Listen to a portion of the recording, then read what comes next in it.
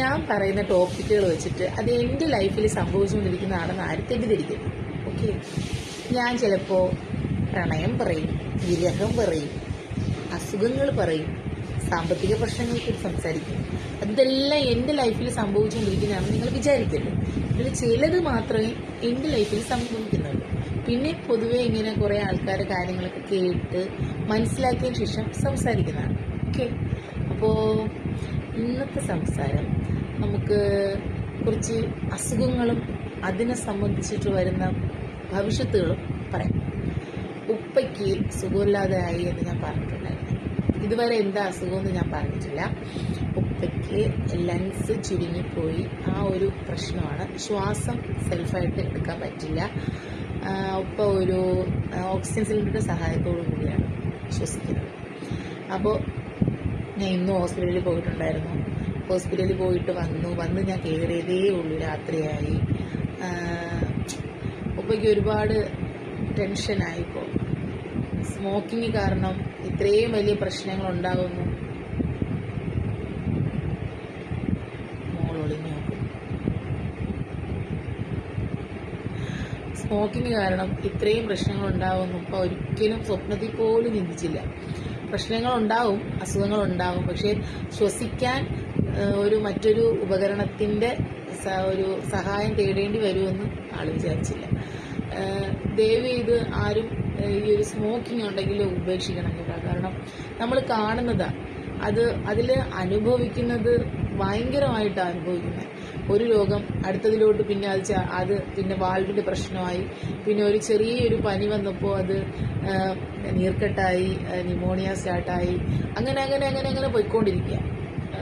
ഭയങ്കര സങ്കടമാണ് അനുഭവിക്കുന്ന ഉപ്പായും അത് നേരിടുന്ന ഞങ്ങളും എല്ലാം ഭയങ്കര രീതിയിൽ സങ്കടപ്പെട്ട ഒരവസ്ഥയിലാണ്. അപ്പോൾ എല്ലാവരും പ്രാർത്ഥിക്കണം എൻ്റെ ഉപ്പയ്ക്ക് വേഗം സുഖമാവാനായിട്ട്. സുഖമാവുമെന്ന് ഞങ്ങൾക്ക് 100-ൽ ഒരു 70% അറിയാം. ഉപ്പാക്ക് ഇനിയിപ്പോൾ ഇങ്ങനെയൊക്കെ ആയിരിക്കും, എന്നാലും നമുക്ക് പ്രാർത്ഥിക്കാമല്ലോ. അപ്പോൾ ഞാൻ ഇതുവരെ മറ്റാരോടും ഇങ്ങനെ പറഞ്ഞിട്ടില്ല. എൻ്റെ കൂട്ടുകാരോട് ഞാൻ പറയുന്നു, പ്രാർത്ഥിക്കണം വളരെ വേഗം അസുഖം ഭേദമാവാനായിട്ട്. പിന്നെ നിങ്ങൾ ആരെങ്കിലുമൊക്കെ സ്മോക്ക് ചെയ്യുന്നവരുണ്ടെങ്കിൽ ദയവ് ചെയ്ത് സ്മോക്ക് ചെയ്യരുത്. അതിൻ്റെ ആഫ്റ്റർ എഫക്റ്റ് ഭയങ്കരമാണ്. നമ്മൾ ഒരു ശ്വസിക്കാനായിട്ട് പാടുപെടുന്ന ഒരവസ്ഥ ഉണ്ടല്ലോ. ഇന്നലെ തന്നെ സ്കാനിങ്ങിന് പോയിട്ട് അവിടെ വെച്ച് ഭയങ്കരമായിട്ടുള്ള ഇഷ്യൂസൊക്കെ ഉണ്ടായിപ്പോൾ. അപ്പോൾ നമ്മളുടെ ആരോഗ്യമല്ലേ നമുക്ക് അത് മാത്രമേ കാണുള്ളൂ. മറ്റൊരു ആളിനെ ആശ്രയിക്കാതെ ജീവിക്കാൻ പറ്റുക എന്നുള്ള നമ്മളുടെ ആരോഗ്യം മാത്രമേ നമ്മളുടെ കൂടെ കാണത്തുള്ളൂ. അപ്പോൾ ആരോഗ്യം എപ്പോഴും നമ്മൾ നല്ല രീതിയിൽ നീറ്റാക്കി ക്ലീനാക്കി വെച്ചുകൊണ്ടിരിക്കണം. ലഹരിയൊക്കെ ഉപയോഗിക്കാം, പക്ഷെ അതിനെ ഒരു ലിമിറ്റ് വെച്ചിട്ട് അത് നമ്മൾ അടിമപ്പെടുത്തുന്ന രീതിയിൽ, അടിമത്തമാക്കുന്ന രീതിയിൽ ചെയ്യാൻ നിൽക്കരുത്. വലിയ ആളൊന്നുമല്ല, എൻ്റെ ലൈഫിൽ ഞാൻ നേരിട്ടുകൊണ്ടിരിക്കുകയാണ് ഇപ്പോൾ ഈ ഒരു പ്രശ്നം. അതുകൊണ്ടാണ് ഞാൻ പറയുന്നത്. എൻ്റെ ഉപ്പ അനുഭവിക്കുന്നത് ഞാൻ കണ്ടുകൊണ്ടിരിക്കുകയാണ്. 9 വയസ്സ് മുതൽ, ഉപ്പ പറയുന്നതെന്ന് പറഞ്ഞാൽ 9 വയസ്സ് മുതൽ 61 വയസ്സ് 62 വയസ്സ് വരെയും ഉപ്പ സിഗരറ്റ് യൂസ് ചെയ്തിട്ടുണ്ടായിരുന്നു. സൗദിയിലായിരുന്നു ഉപ്പ, ഹൗസ് ഡ്രൈവറായിരുന്നു. ലാസ്റ്റ് വർഷങ്ങളിൽ ഹൗസ് ഡ്രൈവറായിരുന്നു.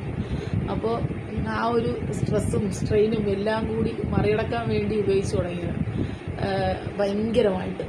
ആദ്യമേ മുതൽ യൂസ് ചെയ്തു, പിന്നെ 9 വയസ്സ് മുതലേ യൂസ് ചെയ്തിട്ട് നല്ല കട്ടയ്ക്ക് യൂസ് ചെയ്തത് ഈ ഒരു 50 വയസ്സിനൊക്കെ ശേഷമാണ്. നല്ല രീതിയിൽ ഒരു ദിവസം 4 പാക്കറ്റ് സിഗരറ്റൊക്കെ 4-5 പാക്കറ്റ് സിഗരറ്റൊക്കെ വലിക്കുന്ന ആലോചിക്കുമ്പോഴത്തേക്കും അന്നേ ഞങ്ങൾ പറഞ്ഞിട്ടുണ്ടായിരുന്നു. അപ്പോൾ ഇതിലൊന്നും നിൽക്കത്തില്ല എന്ന് പറഞ്ഞതുപോലെ തന്നെ നല്ല സങ്കടമാണ്.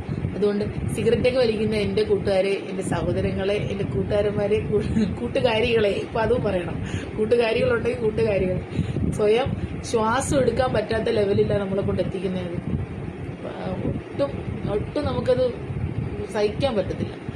അതുകൊണ്ട് എല്ലാവരും ദുശീലങ്ങളുള്ളവരെല്ലാവരും മാറ്റി വെക്കട്ടെ എന്ന് പ്രാർത്ഥിച്ചുകൊണ്ടിട്ട് ഇന്നത്തെ വീഡിയോ ടാറ്റാ.